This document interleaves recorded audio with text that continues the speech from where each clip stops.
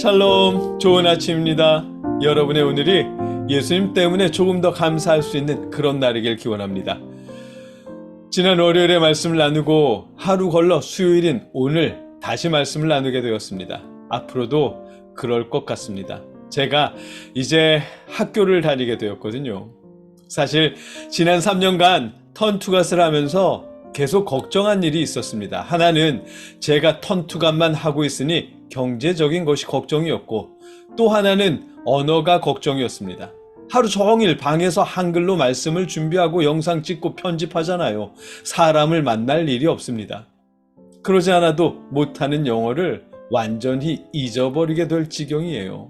영어뿐 아니라 가족 말고는 한국 사람과 대화할 일도 없다 보니 이제 원고를 준비하지 않으면 한국말로 대화하는 일조차 점점 두려워지더라고요. 누군가와 통화하고 나면 종일 걱정해요. 내가 말 실수한 거 없나? 그런 말 해도 괜찮나? 내가 상처 준 거 아닐까? 이런 걱정 때문에 하루 종일 얼마나 힘든지.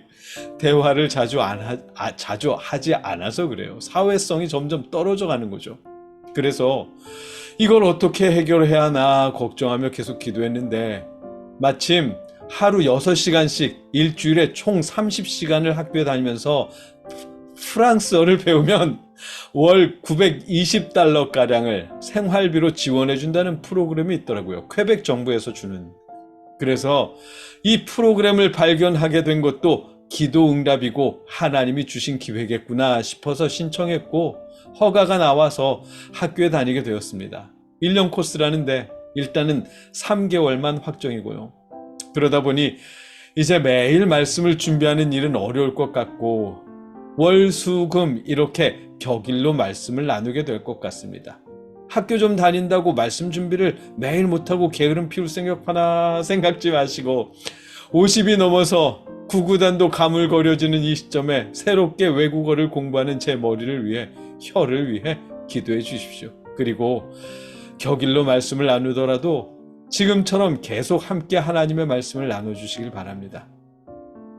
이제 오늘 말씀을 나누겠습니다. 오늘 우리가 읽고 나눌 하나님의 말씀은 빌립보서 1장 21절로 26절까지의 말씀입니다. 함께 읽겠습니다. 나에게는 사는 것이 그리스도이시니 죽는 것도 유익합니다. 그러나 육신을 입고 살아가는 것이 나에게 보람된 일이면 내가 어느 쪽을 택해야 할지 모르겠습니다. 나는 이 둘 사이에 끼어 있습니다.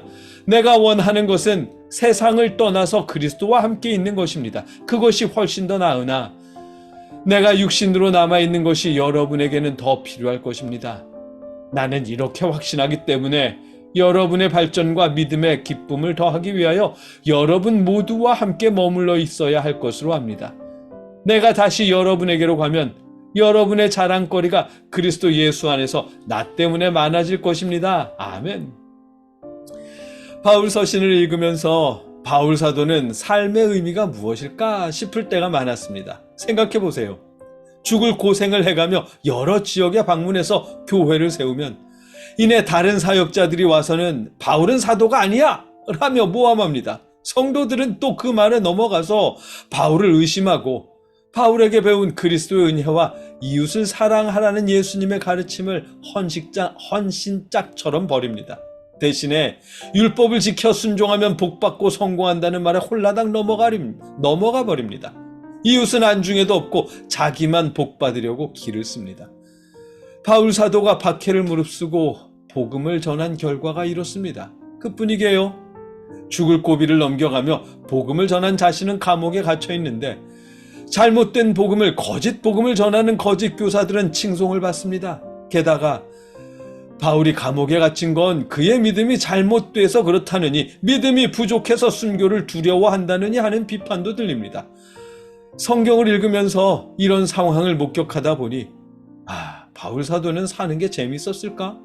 바울 사도에게 삶의 의미는 무엇이었을까? 하는 생각이 들곤 했습니다. 그리고 그 질문에 대한 답이 오늘 본문입니다.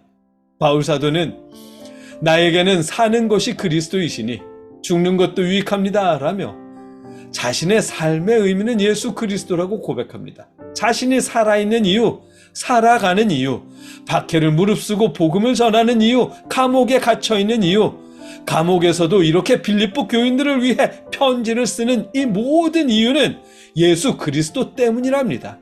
그렇기에 사는 것이 그리스도이시니 죽는 것도 유익합니다 라며 살든지 죽든지 자신에게는 똑같은 일이라고 고백합니다. 아니, 오히려 차라리 죽는 일이 더 나을 것 같다고도 말합니다. 그러면 하나님 나라에서 주님과 함께 있게 될 테니까요. 23절입니다.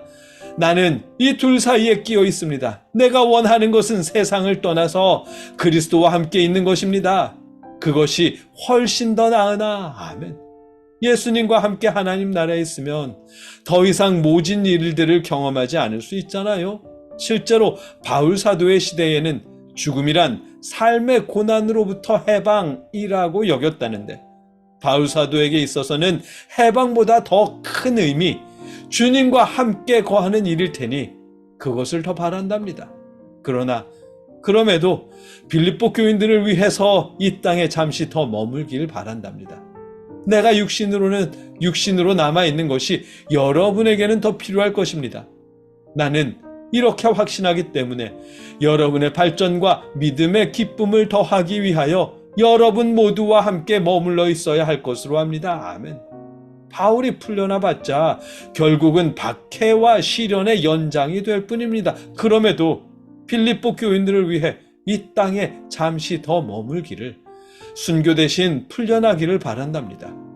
순교가 두려워서가 아니라 빌립보 교인들과 주님의 은혜를 조금 더 나누기 위해서랍니다. 그러니 이런 자신이 감옥에 갇혔다고 해서 잘못 믿었다느니 순종하지 못했다느니 그런 말 하지 말라는 의미일 테고, 아울러 믿음이 없어서 순교를 피한다는 말도 하지 말라는 이런 의미도 있을 것입니다. 바울 사도의 삶의 의미는 예수 그리스도뿐이니까요. 오늘 본문의 내용입니다.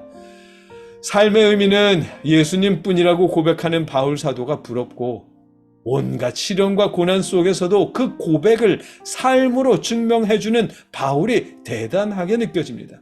그러면서 우리도 바울 사도처럼 예수님만이 삶의 전부입니다 라고 고백할 수 있으면 좋겠다 싶습니다.